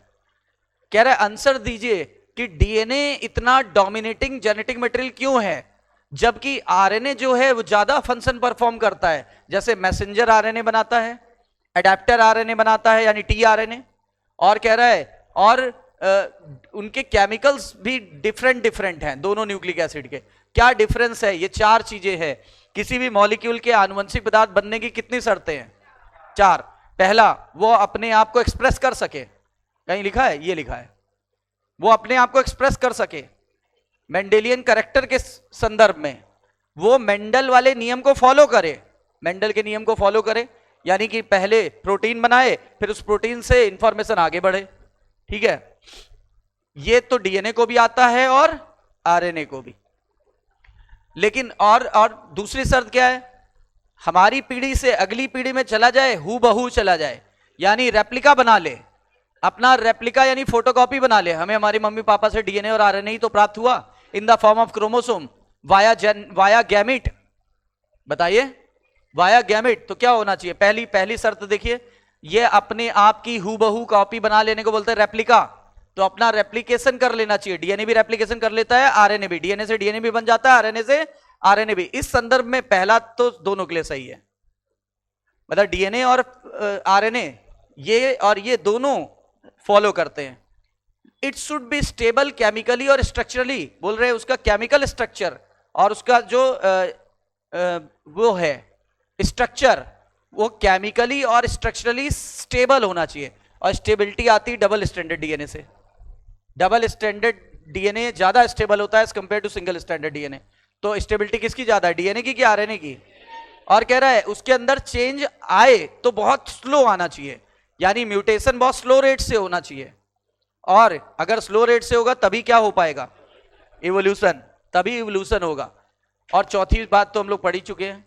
कह रहा है अगर हम 1 by 1 रिक्वायरमेंट चारों को चेक करें तो डीएनए और आरएनए पहली शर्त भी पूरी करता है, अन्य शर्तें भी लगभग पूरी करता है। देखो लिखा है, both the nucleic acid have the ability to direct its duplication, मतलब अपनी अपनी कॉपी बना लेता है। लेकिन अदर मॉलिक्यूल जैसे प्रोटीन फेल हो जाता है, पहली ही शर्त पूरी नहीं कर पाता। चार तो दूर की बात है। डीएनए और आरएनए कितनी शर्तें पूरी कर रहे हैं? चार। उसमें भी बेहतर कौन है? डीएनए, स्टेबिलिटी के मामले में, इसलिए डीएनए ज्यादा बढ़िया है। लेकिन प्रोटीन तो पहली ही शर्त पूरी नहीं कर सकता। क्या प्रोटीन से प्रोटीन बन सकती है? तो पहली शर्त पूरी नहीं हुई। कह रहा है कि जेनेटिक मटेरियल में चेंज नहीं होना चाहिए। कह रहा है लाइफ साइकिल के दौरान चेंज नहीं होना चाहिए, एज के अनुसार चेंज नहीं होना चाहिए। हमें कोई रोग हो जाए यानी फिजियोलॉजी चेंज हो जाए तो भी चेंज नहीं होना चाहिए। स्टेबिलिटी जो है जेनेटिक मटेरियल की सबसे ज्यादा डिस्क्राइब की थी किसने? ग्रिफिथ ने, ट्रांसफॉर्मेशन एक्सपेरिमेंट में। और उन्होंने हीट किया था, तब भी देखो डीएनए मरा नहीं था। डीएनए के दोनों स्ट्रैंड हीट करने पे अलग हो जाते हैं, लेकिन जब ठंडा करोगे फिर से जुड़ जाते हैं। जैसे मैग्नेट को बहुत गर्म कर दो तो मैग्नेटिक इफेक्ट खत्म हो जाता है ना, और ठंडा करोगे तो वापस आता है, पर उतना पावरफुल नहीं रह जाता है। ठीक है ना? तो वैसे ही लेकिन डीएनए के साथ ऐसा नहीं है। आप उसको गर्म कर दोगे अलग, फिर करोगे ठंडा, फिर पास आ जाएगा, जुड़ जाएगा। तो देखो लिखा है बैक्टीरिया के अंदर ये प्रॉपर्टी लॉस नहीं हुई थी, यानी कि डीएनए डिस्ट्रॉय नहीं हुआ था। अब कह रहा है, अब आप जरा सोचो, डीएनए के दोनों स्ट्रैंड कॉम्प्लीमेंट्री थे, हीट देने पर अलग हो जाते हैं, और जब उनको ठंडा करो, एप्रोप्रिएट कंडीशन के अंदर ठंडा करो, तब वो जुड़ जाते हैं दोबारा। फर्दर सेकंड पोजीशन पर क्या था? OH। किसमें? आरएनए में कि डीएनए में? नहीं, आरएनए में। सेकंड पर OH ग्रुप था आरएनए में, इसलिए वो ज्यादा रिएक्टिव था, और इसीलिए आरएनए लेबाइल था। लेबाइल का मतलब जो स्टेबल ना हो, और उसके बाद आसानी से नष्ट हो जाता था। जबकि आरएनए जो है कैटलिस्ट की तरह भी काम करता है, और डीएनए जो होता है ये लेस रिएक्टिव है और स्ट्रक्चरली मोर स्टेबल है। अभी बात हुई थी ऊपर। और इस किसकी तुलना में? इसीलिए दोनों में से बेहतर कौन है? डीएनए। दोनों में से बेहतर है डीएनए। कह रहा है इनफैक्ट एक चीज और इसे बेहतर बनाती है, यूरेसिल की रिप्लेस हो जाना। किसमें? थाइमिन में। देखो लिखा थाइमिन आ गया किसकी जगह पर? यूरेसिल की जगह पर। और इससे एडिशनल स्टेबिलिटी मिली किसको? डीएनए को। डीएनए को एडिशनल स्टेबिलिटी मिली। कहता है डीएनए और आरएनए दोनों म्यूटेट करता है, पर ज्यादा तेजी से कौन म्यूटेट करता है? आरएनए। इसीलिए आरएनए अनस्टेबल है, और इसीलिए इसका म्यूटेशन रेट फास्ट। ठीक है ना? इसीलिए पता है, इसीलिए ये अच्छा आनुवंशिक पदार्थ नहीं है। अच्छा क्या होता है? जो स्लो चेंज करे कि फास्ट चेंज करे? थर्ड पॉइंट पढ़ो, ठीक है। कह रहा है वायरस के अंदर क्या होता है, आरएनए, और इसीलिए उनका लाइफ स्पैन छोटा और म्यूटेशन रेट और इवोल्यूशन फास्ट, यानी जितनी जल्दी इवॉल्व होंगे उतनी उतनी लाइफ स्पैन घट जाएगी। बताइए, आप कोरोना वायरस आया था, ठीक है ना, आजकल सिकाडा वायरस आ रहा है, कई कंट्रीज में फैला हुआ है सिकाडा। हम लोग तो अलर्ट है, हम लोग तो बाहर और बहुत कम जाते हैं। तो सिकाडा वायरस, सिकाडा एक कीड़े का नाम होता है, वो सोता ही रहता है हमेशा, हिडन अवस्था में रहता है, ज्यादातर खाना खा लेता है फिर सोता ही रहता है मिट्टी के नीचे अपने आप को दबा करके, और वो फिर जब जगता है तो रिप्रोड्यूस करता है, फिर 1-2 दिन बाद मर जाता है, तो उसका नाम है सिकाडा। तो एक वायरस आया सिकाडा। अब सिकाडा वायरस जो है ना, उसका भी आनुवंशिक पदार्थ आरएनए है, तो जल्दी जल्दी म्यूटेट हो रहा है। म्यूटेट होने के बाद क्या कर रहा है, अपने अंदर बदलाव कर ले रहा है। इसलिए क्या हो रहा है कि वो लोगों को, कुछ लोग कुछ कंट्री में, अफ्रीका में बहुत गंदगी है, बहुत गर्मी पड़ती है, तो वायरस को पनपने का मौका ज्यादा मिल जाता है, तो वहां सिकाडा के वायरस काफी पाए गए और कुछ कुछ कंट्रीज में वहां पाए गए, तो उससे और खतरा बहुत ज्यादा नहीं है, उससे नॉर्मल है बिल्कुल। तो मैं क्या बता रहा था, वो बहुत तेजी से म्यूटेट हो रहा है कि बहुत धीरे धीरे, क्यों, क्योंकि आनुवंशिक पदार्थ क्या है, आरएनए। आरएनए जो होता है ना, वो डायरेक्टली प्रोटीन बना लेता है, लेकिन डीएनए ऐसा नहीं कर सकता। डीएनए को किस पर निर्भर रहना पड़ेगा, आरएनए पर। प्रोटीन की सिंथेसिस किसके इर्द गिर्द घूम रही है, अरे डीएनए से आरएनए बना, फिर आरएनए से प्रोटीन बना, लेकिन आरएनए से डायरेक्ट प्रोटीन बन सकता है। मेरी बात समझो, कुछ मामलों में आरएनए भी बेहतर है। सूचना को स्टोर करने के लिए कौन बेहतर है, जैसे पुराने जमाने में, अभी तो नहीं होता, पुराने जमाने में जब कंबाइंड फैमिली थी तो उसकी एक मालकिन हुआ करती थी, एक मालिक हुआ करता था, एक मालकिन, मतलब मेन मुखिया घर का। सारे पैसे वैसे कमाने के लिए बाहर बाहर वो लोग जाते थे, छोटे भाई वो लोग किसानी, खेती बाड़ी और ये सब किया करते थे। एक भाई क्या करता था, कहीं से निमंत्रण आया तो वहां पे चले गए, वहां से मतलब रिलेशंस मेंटेन करके रखते थे। अब क्या हो गई, जब और घर में भी एक ही की चलती थी, सारा किचन जो था उनके कंट्रोल में था, कोई आ रहा है कोई जा रहा है, घी निकल रहा है, मेहमान जब आएंगे तभी निकलेगा, ऐसे फालतू में नहीं निकलेगा। हाँ, अरे मैनेजमेंट था उस समय, इतना सुविधाएं नहीं थी, पर कैपिटा इनकम नहीं थी उस समय, स्ट्रिक्ट रूल चलता था। किसी को मांगना हो तो पहले परमिशन लेनी पड़ती थी, अपने आप निकाल के ले लो, फिर देखो बवाल तांडव हो जाता था, है ना। तो क्या होता था कि उस समय की बात बता रहे हैं, तो 1 मैन शो था उस समय। अभी क्या हुआ, अभी इस घर में सब कुछ खुला पड़ा रहता है तो किसी की इच्छा ही नहीं होती खाने की, ट्रेंड बदल गया है। उस समय इच्छा होती थी सबकी, लोग मांगते थे, मतलब गिड़गिड़ाते थे, अरे दे दीजिए, बड़ी मम्मी दे दीजिए, बड़ी मम्मी दे दीजिए, या चाची दे दीजिए, है, या जो आंटी दे दीजिए, जो जो जो जैसे जो बुलाता हो, काकी दे दीजिए, काका गए कमाने, काकी से मांग रहे हो, है ना। तो यहाँ पे काका रहते थे, नामी देखो, काका देओ, काका देओ यहाँ लेते हैं, यहाँ सब दे ही जाओ, है ना। तो उसके बाद RNA can directly code the protein, hence easily express the character. DNA however dependent upon RNA, DNA किस पर डिपेंड करता है। अच्छा, उससे एक फायदा भी होता था, होता क्या था, बच्चे तो बच्चे, घर के बच्चे क्या करते थे, अगर जिन घरों में ऐसा कल्चर नहीं था, पता लगा घी खत्म, मेहमान आया है, और मार्केट तो गांव में तो होती ही नहीं है पहले, अब तो फिर भी हो गई है। मैं बता रहा हूं, हमारी नानी के समय की बात बता रहा हूं, उनके दादी, अपने दादी की दादी के भी एक पीढ़ी पहले की बता रहा हूं। तो होता क्या था, पता लगा मेहमान आए, गायब, घी कहां चला गया, ये खा गया कोई खा गया, मतलब बच्चे होते थे सब, बच्चों को क्या पता, बच्चों को क्या पता कि मेहमान से, और मेहमान कभी आए तो उसको वो बेइज्जती होती थी फिर, तो इसीलिए वो बैकअप में रखा रहता था उनके लिए। दाल, पहले लोग अरहर की दाल नहीं खाते थे, है ना, अरहर की दाल केवल गेस्ट आता था तब खाते थे, खिलाते थे उनको, ये बात सच है, पूछ लेना अपने पुराने लोगों से। चावल वगैरह बहुत ज्यादा अच्छी क्वालिटी का नहीं खाते थे, अब तो लोग डेली अच्छी क्वालिटी का खा रहे हैं। तो वहां बासमती जो थी वो श्रीमती उसको रखा करती थी। तो मैं क्या बोल रहा हूं, एक फायदा था तो एक नुकसान भी। फायदा ये था कि बाहर वालों के सामने बेइज्जती, लेकिन नुकसान भी था कि क्या था, वो सबको वो उनके नेचर में आ गया, सबको तुरंत डिनाई कर देते, नहीं मेहमान आएगा तभी निकलेगा।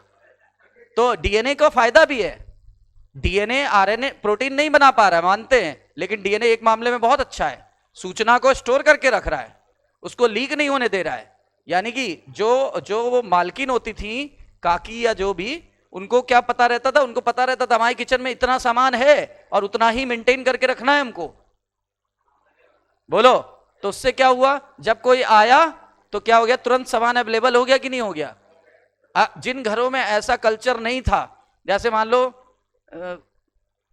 थोड़ा और बाद की बात करें, जहां पे स्टोर नहीं किया जाता था, जैसे डीएनए के अलावा जो स्टोर नहीं करता था हम उसको आरएनए बोल रहे हैं।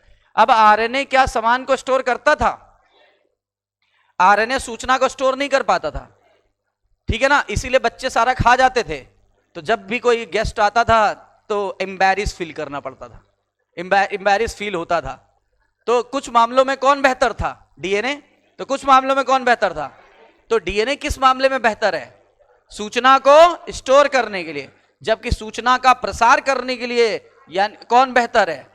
आरएनए। अगले पेज पे लिखा हुआ है, ये देखो, ये डीएनए ज्यादा स्टेबल है। तो डीएनए ज्यादा स्टेबल है तो क्या करेगा? स्टोर कर लेगा सूचना को। देखो पहली लाइन देखो। और जबकि सूचना को ले जाने का काम, सूचना को फैलाने का काम कौन करेगा? आरएनए। बताओ, जेनेटिक इंफॉर्मेशन स्टोरेज की बात आए तो विच वन इज बेटर? और अगर जेनेटिक इंफॉर्मेशन को ट्रांसमिट करने की बात आए, विच वन इज बेटर? तो आरएनए। तो वही बातें हैं जो मैं अभी आपको दो डिफरेंस समझा रहा था, ठीक है ना। अच्छा, आरएनए वर्ल्ड, पहले आरएनए बना कि पहले डीएनए बना? दुनिया का पहला जेनेटिक मटेरियल सरल बना होगा कि जटिल, यानी सिंपल की कॉम्प्लिकेटेड? सिंपल सिंगल स्टैंडर्ड रहा होगा कि डबल स्टैंडर्ड?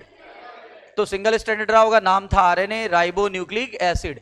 ये फर्स्ट जेनेटिक मटेरियल है, इसके लिए बहुत सारा साक्ष्य मिल चुका है, यानी सबूत मिल चुके हैं। और हमने इवोल्यूशन नाम का चैप्टर पढ़ा तो उसमें और ज्यादा हमको इसके क्लू मिले। आरएनए पहला जेनेटिक मटेरियल, देखो कह दिया इसने, बिना प्रूफ के तो कोई चीज कही नहीं जाती। इन्होंने कहा आरएनए पहला जेनेटिक मटेरियल था, वाज, पास्ट की बात कर रहा है। कह रहा है इसके लिए बहुत सारे एविडेंस मिल चुके हैं, क्योंकि कई सारी लाइफ की घटनाएं आरएनए के इर्द गिर्द घूमती है। कई सारी लाइफ की जो प्रोसेसेस है वो आरएनए के इर्द गिर्द घूमती है। देखो जैसे मेटाबॉलिज्म किसके कंट्रोल में है? अच्छा सोचो, मेटाबॉलिज्म का मतलब होता है सबस्ट्रेट का किसमें बदलना। इसके लिए क्या चाहिए? एंजाइम किसका बना होता है? प्रोटीन का। प्रोटीन कौन बनाता है? एमआरएनए। तो देख लो, कहीं ना कहीं आरएनए की जरूरत पड़ी कि नहीं पड़ी? मेटाबॉलिज्म कंट्रोल करने के लिए कौन चाहिए? ट्रांसलेशन यानी प्रोटीन बनाने के लिए कौन चाहिए? आरएनए। स्प्लाइसिंग किससे संबंधित होती है?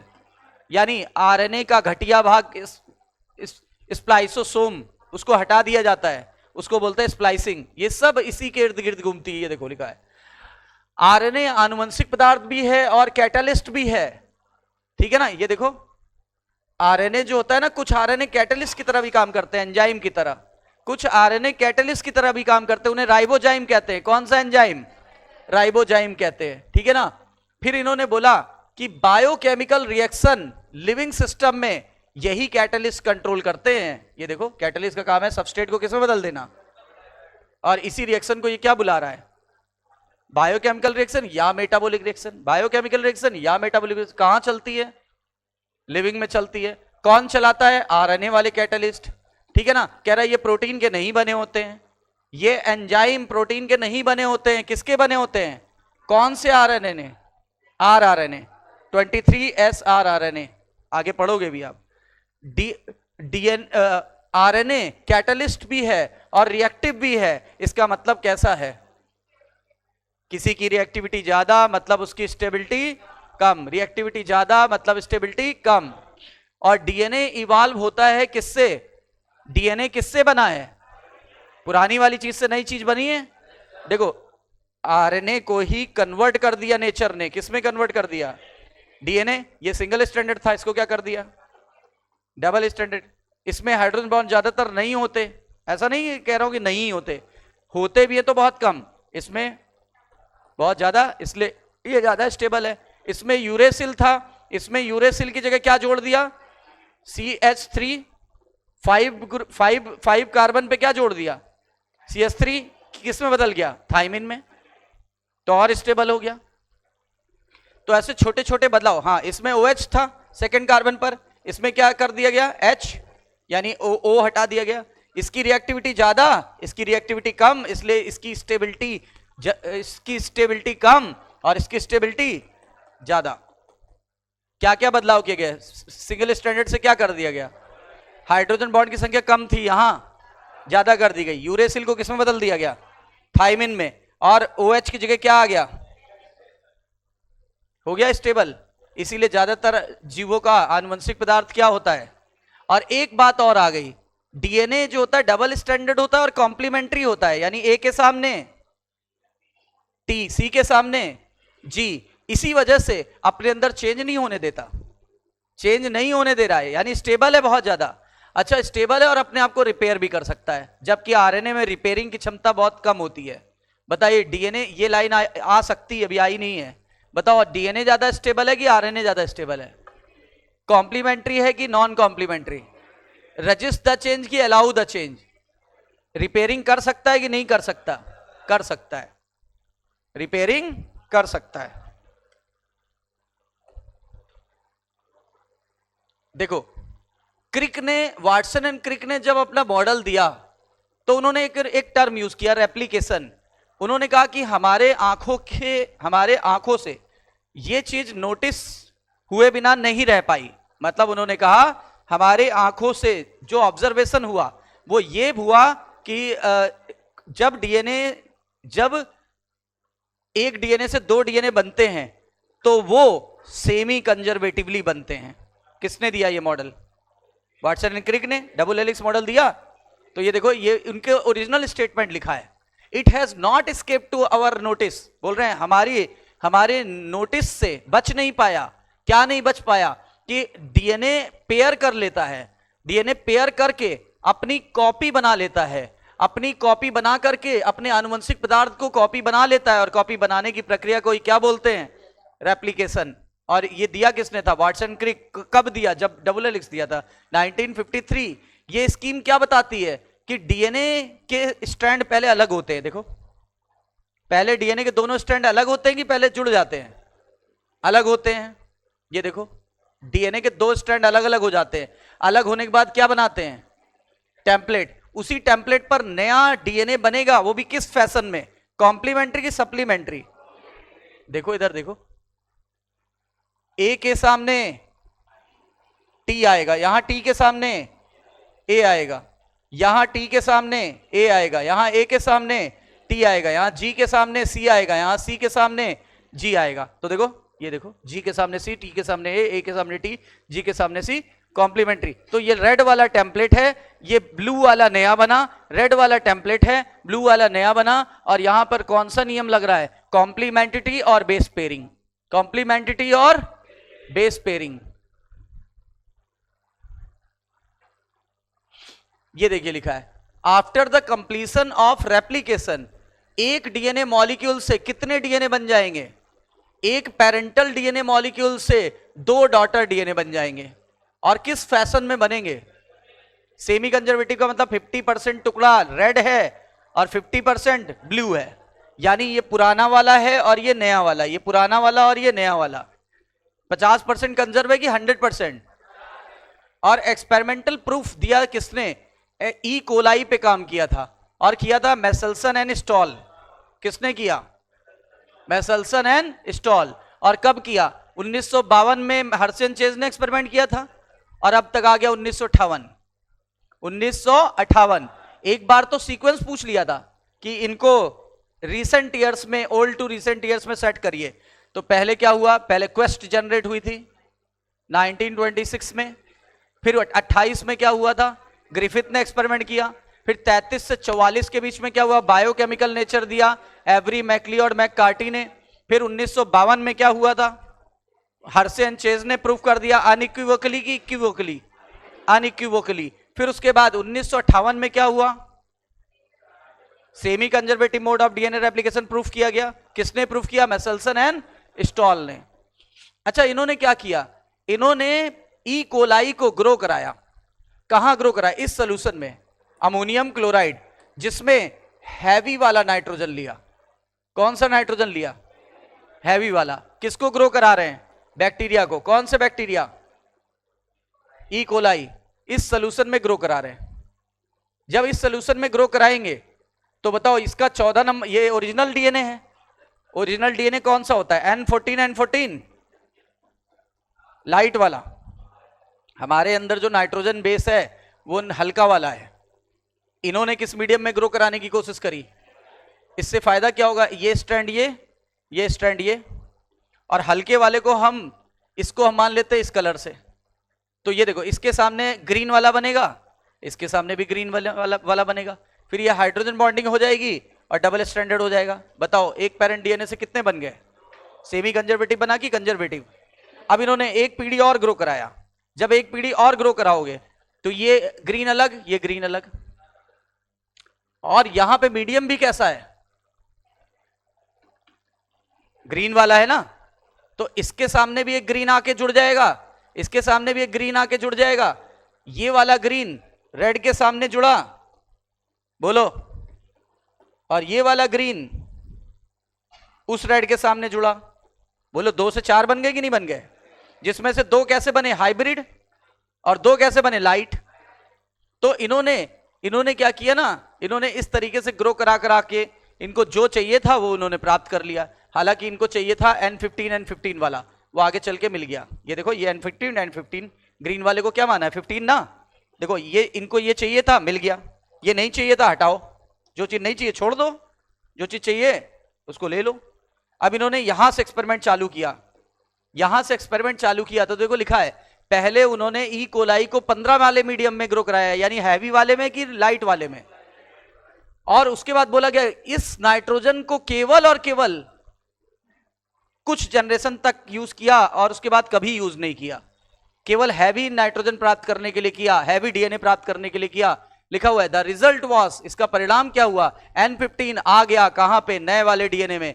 नए वाले डीएनए का मतलब एक ये वाला, 2 ग्रीन कलर वाले आ गए। तो देखो इसको ऐसे लिख लेते हैं, हमें एक ये मिल गया। कौन सा मिला? 15 वाला मिला कि नहीं मिला? कौन सा मिल गया बोलो भाई?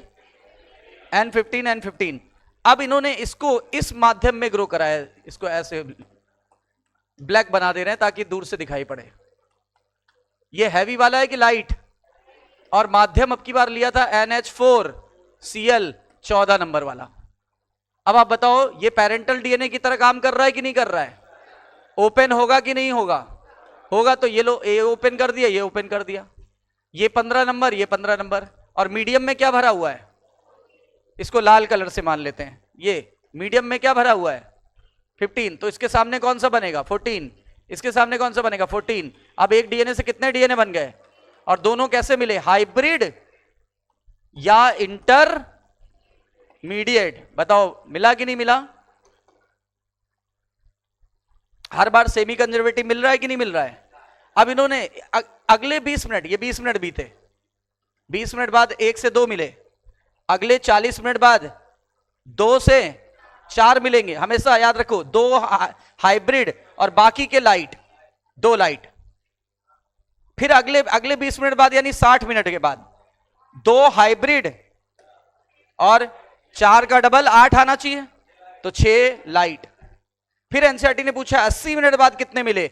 80 मिनट बाद 16 मिलेंगे, 16 में 2 हाइब्रिड और 14 लाइट।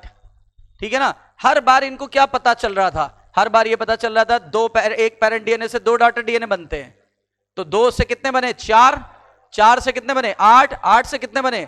और इन्होंने देखा कि ये हाइब्रिड 2 ही क्यों रह गए, क्योंकि इन्होंने इस जनरेशन के बाद कभी इसको वापस से नहीं लिया। 15 लिया नहीं तो आएगा कहां से? जब आपने 1 चम्मच नमक डाल दिया दाल में, 2 लोगों के लिए दाल बना रहे थे, 1 चम्मच डाल दिया, कोई गेस्ट अचानक से बढ़ा तो आपने दाल बढ़ा दी, पानी बढ़ा दिया, हल्दी बढ़ा दी, ठीक है ना, और उसमें कुछ मसाले बढ़ा दिए, लेकिन नमक आपने उतनी रखा, तो क्या होगा? नमक कम हो जाएगा कि ज्यादा रह जाएगा? वही चीज है। तो वही है, हमेशा 2 क्यों मिल रहे हैं? बस एक ही बार तो इसको यूज किया हैवी वाले को पहली जनरेशन में, बाकी किसी जनरेशन में यूज, इसीलिए। और इसको अलग करने के लिए, इसको डेंसिटी के हिसाब से अलग करने के लिए एक जेल का इस्तेमाल करते थे। जेल का नाम सीजियम क्लोराइड, डेंसिटी के आधार पे कर देता था ना। आप खुद देखो, जिसकी डेंसिटी सबसे ज्यादा 15-15 वो बॉटम पे मिलेगा, जिसकी डेंसिटी इंटरमीडिएट वो बीच में मिलेगा, जिसकी डेंसिटी सबसे कम वो टॉप पे मिलेगा। सेंट्रीफ्यूगेशन के टॉप पे कौन सा, बॉटम पे कौन सा मिलेगा? हैवी। हाइब्रिड कहां मिलेगा? बीच में। टॉप पे कौन मिलेगा? लाइट। इससे पता चलता था। और देखो पहले 20 मिनट बाद में आपको 2 हाइब्रिड मिले थे, अगले 40 मिनट के बाद 2 हाइब्रिड 2 लाइट मिले, अगली बार पूछा जाए तो 2 हाइब्रिड 6 लाइट, और उसके बाद अगर 80 मिनट बाद पूछा जाए तो 2 हाइब्रिड 14, और 100 मिनट बाद पूछा जाए तो 16 का डबल 32, तो 2 हाइब्रिड और 30। हाँ, अब देखो क्वेश्चन क्या पूछ रहा है, ये सब वही है, लिखा वही है कि 20 मिनट में डबल करता है अपने आप को, 40 मिनट बाद सेकंड जनरेशन में पहुंच जाएंगे। पूछ रहा है, आपसे पूछ रहा है कि बताओ अगर हम 80 मिनट बाद ग्रो कराएं, कितने लाइट कितने हाइब्रिड। देखो अभी तक मैं हाइब्रिड पहले पूछ रहा था, अब इन्होंने क्या पहले पूछ लिया है? लाइट। तो बताओ कितने 80 मिनट बाद? तो ऐसे करो ना, 80 मिनट बाद मतलब 4 पीढ़ी हो गई। अरे 80 मिनट बाद कितनी पीढ़ी? तो 2 की पावर 4 बराबर 2 इंटू 2 इंटू 2 इंटू 2, 2 का डबल 4, 4 का डबल 8, 8 का डबल 16, 16 का मतलब 2 हाइब्रिड और 14 लाइट। अब ये पहले पूछा, ये बाद में, तो 14s2 आंसर हो गया 7s1। आ गया कि नहीं आ गया? जो पूछता जा रहा है हम लोग निकालते जा रहे हैं। कह रहा है अभी तो ये पुष्टि हुई कि बैक्टीरिया में डीएनए रेप्लिकेशन कैसे होता है। ये पुष्टि कहां हुई? बैक्टीरिया में किया हमने प्रूफ कि यूकैरियोटिक सेल में किया। अब हमने यूकैरियोटिक सेल में ऐसा ही एक्सपेरिमेंट किया। हमने ऐसा ही एक्सपेरिमेंट कहां किया? यूकैरियोटिक सेल में। देखो लिखा है वेरी सिमिलर एक्सपेरिमेंट। हमने एक सेम तरह का एक्सपेरिमेंट किया, लेकिन वो रेडियो एक्टिव था। अभी तक हम रेडियो एक्टिव वर्ड इस्तेमाल नहीं कर रहे थे। क्या यूज कर रहे थे? लाइट और क्या हैवी का मतलब रेडियो एक्टिव होता है? नहीं। लाइट का मतलब रेडियो एक्टिव होता है? नहीं। वो डेंसिटी के आधार पे चल रहे थे, अब हम रेडियो एक्टिविटी के आधार पे चल रहे हैं। बताओ, प्रोकैरियोट में नॉन रेडियो एक्टिविटी पर प्रूफ किया गया था, और यूकैरियोट में किसके आधार पे प्रूफ किया गया? और इसमें लिया क्या था? थाइमिन वाला थाइमिडीन। थाइमिन सुना था ना? थाइमिन को थाइमिडीन कब बोला था? जब उसमें रेडियो एक्टिविटी डाल दी। थाइमिडीन। अरे सीन या डीन लगाते थे कि नहीं? तो थाइमिडीन ले लिया, रेडियो एक्टिव थाइमिडीन। और थाइमिडीन ही क्यों? यूरेसिल क्यों नहीं? भैया डीएनए प्रूफ कर रहे हो, आरएनए नहीं। डीएनए रेप्लिकेशन क्या आरएनए रेप्लिकेशन? तो फिर थाइमिन महत्वपूर्ण है कि यूरेसिल महत्वपूर्ण है? थाइमिन। तो थाइमिन के आधार पे रेडियो एक्टिव थाइमिडीन। और उसके बाद डिटेक्ट किया इसका डिस्ट्रीब्यूशन कि किस तरीके से ये जा रहा है अगली पीढ़ी में। और किस पौधे में लिया था? पौधे में लिया था विसिया फाबा, फाबा बीन। हिंदी में शायद सुना होगा बाकला। बड़ा सा बीज होता है इसका, सेम जैसा ही होता है पर बड़ा सा बीज होता है। बाकले की सब्जी भी खाई जाती है, ठीक है ना? तो बाकला। और ये किसने प्रूफ करा था? टेलर और उनके साथियों ने। कब प्रूफ करा था? 1958 में, ठीक है ना? और उसके बाद ये ईयर और वो ईयर सेम है। मैसेल्सन एंड स्टॉल और टेलर वाला ईयर सेम है। अब इस एक्सपेरिमेंट से प्रूफ हो गया कि डीएनए इनमें भी ऑल्सो लगा है, इनमें भी कैसा होता है? Semi conservative. डीएनए कैसा होता है? Semi conservative. तो इस तरीके से डीएनए जो था वो प्रोकैरियोट्स में भी सेमी कंजर्वेटिवली डिवाइड होता है, और इसमें भी सेमी कंजर्वेटिवली डिवाइड होता है। अच्छा, आइडिया किसने दिया था? Watson and Crick. Semi conservative का आइडिया किसने दिया था? प्रूफ किसने किया? पहले मैसेल्सन एंड स्टॉल ने इन प्रोकैरियोट, और फिर बाद में किसने? Taylor et al. Taylor et al का मतलब टेलर और उनके साथियों ने मिलकर के किस पर? विसिया फाबा या फाबा बीन या बाकले पर किया था। लेकिन किसने नॉन रेडियोएक्टिव मेथड अपनाया था? नहीं, मैसेल्सन एंड स्टॉल। किसने रेडियो एक्टिव थाइमिडीन लिया? Taylor et al. Taylor et al, ठीक है ना? इसका मतलब टेलर और उनके कलीग ने मिल करके। तो ये मैंने यहां तक आपको करा दिया। चैप्टर ये थोड़ा लेंदी है ना, तो काफी हम लोग ने खींच लिया, 1/3 हो गया होगा।